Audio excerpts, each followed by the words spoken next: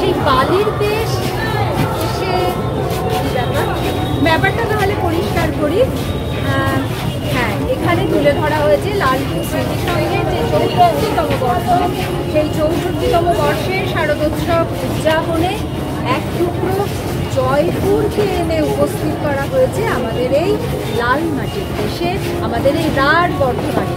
জয়পুরের যে বিড়লা মন্দির, সেই বিড়লা মন্দিরের আদলেই তৈরি হয়েছে এবারে লালপুর স্মৃতিসংঘের এই মণ্ডপ।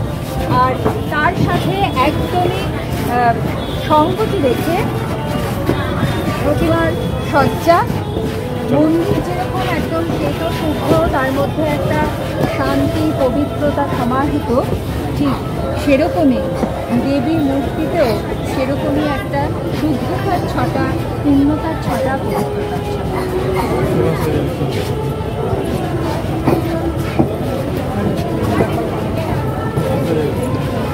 মা তো শুধুমাত্র আলোকবন্দিতা নয়, মা যেন নিজেই আলোকিতা।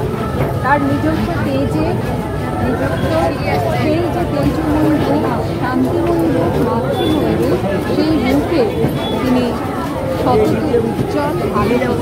আর সেই উজ্জ্বলতা এবং সেই আলোর ছটা যেন এই লালপুর স্মৃতিসংঘের যে প্রতিমার সজ্জা, সেই প্রতিমার সজ্জায় যেন সেটা একদম পূর্ণ উদ্ভাসিত হয়ে উঠেছে।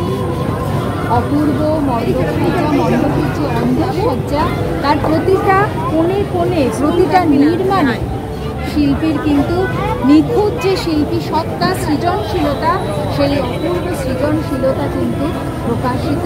মণ্ডপের যে অন্দর যে সজ্জা, সেই অন্দর সজ্জার প্রতিটা কোণে কোণে, প্রতিটা নির্মাণের মধ্যে সেই অপূর্ব সৃজনশীলতা, অপূর্ব শৈল্পিকতা কিন্তু আমরা দেখতে পাচ্ছি।